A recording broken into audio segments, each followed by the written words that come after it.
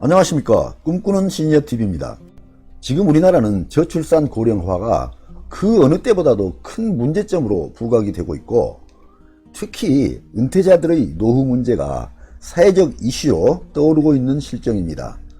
그런데다가 우리나라는 초고령 사회로의 진입이 여타 어느 나라보다도 훨씬 빠르다는 사실입니다. 초고령 사회로의 속도가 너무 빠르다는 것이 큰 문제점인데요. 주요 국가별 인구 고령화 속도를 살펴보겠습니다. 한국은 고령화 사회에서 초고령 사회로 진입을 하는데 불과 26년밖에 안 걸린 걸로 되어 있습니다. 현재 예측으로는 2026년도면 초고령 사회로 진입이 되게 됩니다. 65세 이상의 고령 인구가 20% 이상을 차지하는 그런 사회를 말하게 되는데요.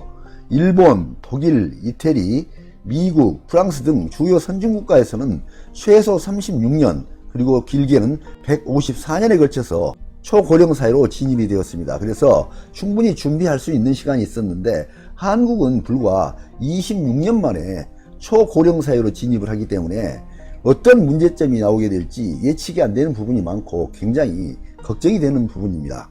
젊은 시절에는 아주 왕성하게 활동을 하고 주변에 상당한 영향력을 행사하였던 분들도 계시지요.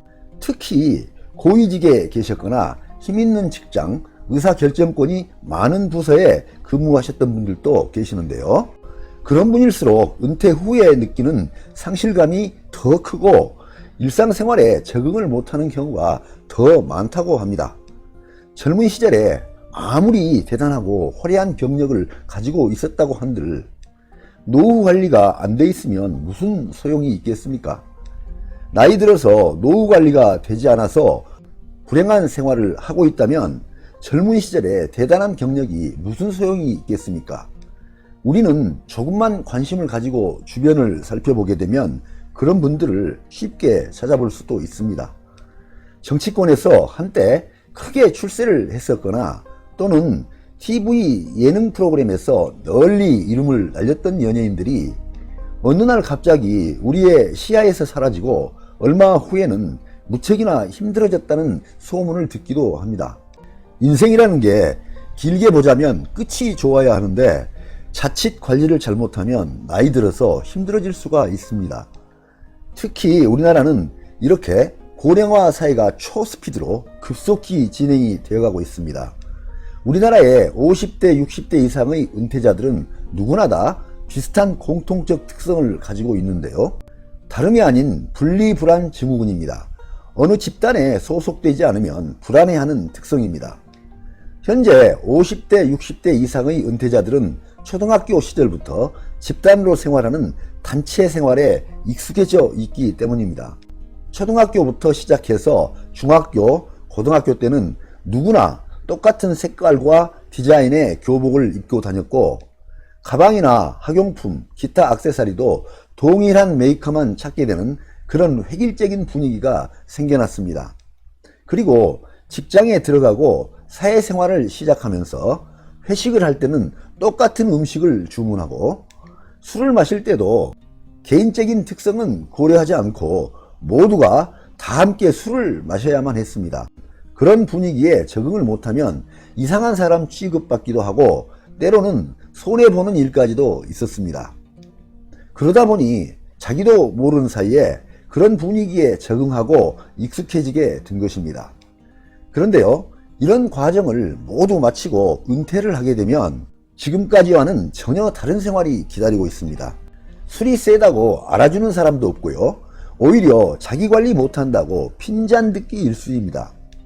그리고 사회생활 할 때는 교우관계가 왕성해서 왕발이라고 소문나면 굉장히 능력 있는 사람으로 보였는데요. 이렇게 왕발인 사람들이 은퇴하고 나면 참으로 힘들어집니다. 수입은 없는데 수많은 경조사마다 경조금하느라 가지고 있는 용돈은 여기저기 다 빠져나가고 정기적으로 만나는 모임은 너무 많아서 지출이 많다 보니 나의 얇은 호주머니는 점점 비어만 갑니다. 이제부터는 그동안 하지 못했던 나의 꿈을 찾아서 새로운 취미나 도전도 해보고 싶은데 이것저것 다 챙기다 보니 원하지 않는 곳에 시간을 다 뺏겨서 새로운 도전과는 거리가 점점 멀어져 갑니다. 그러다가 문득 은퇴 후에는 지금까지와는 다른 생활 패턴이 필요하다는 것을 깨닫게 됩니다. 그렇습니다. 이제는 혼자만의 시간이 필요한 때입니다. 고독을 친구 삼아 자기만의 시간을 가져봐야 합니다. 은퇴 후에는 자기의 건강관리, 은퇴 후의 생활계획, 이 모든 것을 자기 스스로 결정하고 책임을 져야 합니다. 그 어느 누구도 나의 은퇴 후의 생활을 책임지지 못합니다. 사랑하는 나의 가족들도, 너무너무 친한 나의 친구들도 나의 노후 생활을 책임져 주지 못합니다. 모든 것이 철저히 나 자신만의 책임이 되는 것입니다. 인생에 대한 깨달음도, 노후에 행복한 생활을 찾는 것도 오로지 나의 선택과 실천에 따라갈 뿐입니다. 혼자만의 시간을 가지고 내 자신의 내면과의 대화를 시작할 때 비로소 내 자신의 모습이 보이고 내 자신을 느낄 수 있고 앞으로 해야 할 내 자신의 꿈과 미래가 보이기 시작하고 나는 어디로 가야 할지 방향이 보이기 때문입니다. 그럼 지금부터는 나이 들어 자신의 내면을 찾기 위한 방법 3가지를 살펴보도록 하겠습니다. 첫 번째, 나홀로 밥, 혼밥, 나홀로 술, 혼술에 익숙해져야 합니다. 혼밥, 혼술, 요즘 들어 자주 들어보는 용어입니다. 통계청의 2020년 인구 총조사 자료에 의하면 1인 가구 비율이 31.7%에 달하고 있고 1인 가구 수가 약 664만 가구에 달한다고 합니다. 그러다 보니 혼밥, 혼술 문화가 자연스럽게 새로운 생활 패턴이 되고 새로운 사회 문화 현상으로 자리 잡게 된 것 같습니다. 그런데요, 노년의 혼밥, 혼술은 생존과 연결이 되는 부분입니다. 단순한 문화로만 볼 일이 아니라는 겁니다. 이제 은퇴를 하고 나니 함께 밥 먹을 동료들도 없고 자식들은 성장해서 모두 우리의 곁을 떠나가고 아내는 친구 모임이다, 동창회다 하면서 틈만 나면 외출을 하고 수시로 늦게 들어오기도 하니까 이제는 내 밥을 내가 챙겨 먹어야 하는 날들이 부쩍이나 많이 늘어났습니다. 이제는 요리학원에 다녀서 조리사 자격증까지 따지는 않더라도 기본 요리는 배워야 되는 그런 상황이 되었습니다. 이왕 시작할 거면 스트레스 받지 마시고 혼밥, 혼술, 요리 모두 다 즐길 수 있도록 해야 하겠습니다. 두 번째, 나 홀로 놀 수 있는 방법을 찾아야 합니다. 은퇴 후 이제는 경제적 여유도 있고 시간도 남아 돌아가는데 무엇을 해야 할지 모르겠다 라고 말씀하시는 분들이 계십니다. 그리고는 시간이 있을 때 미리미리 평생을 즐길 수 있는 취미를 만들지 못한 것을 못내 후회하게 됩니다. 노는 것도 배우고 연습해야 잘 놀 수 있고 취미생활도 배우고 연습해야 잘 할 수 있습니다. 앞으로 100세 시대라고 하는데 60세에 은퇴를 한다고 가정하면 앞으로도 40년을 더 살아야 합니다. 은퇴 전에 즐길 수 있는 취미생활을 찾지 못하신 분들은 지금부터라도 내가 좋아하고 지속적으로 즐길 수 있는 취미를 찾아보시기 바랍니다. 세 번째, 부족함에 익숙해져야 합니다. 은퇴를 하고 나이가 들어갈수록 모든 것이 하향 곡선을 그려나가게 됩니다.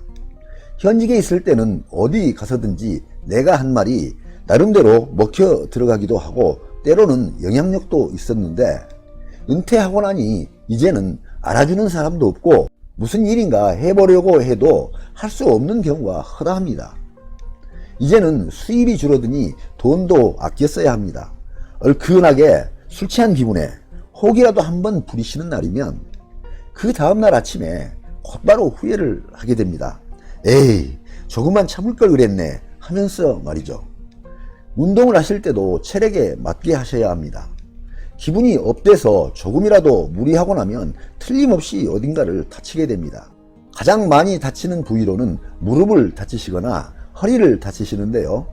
한번 다치시면 회복하는 시간이 아주 오래갑니다.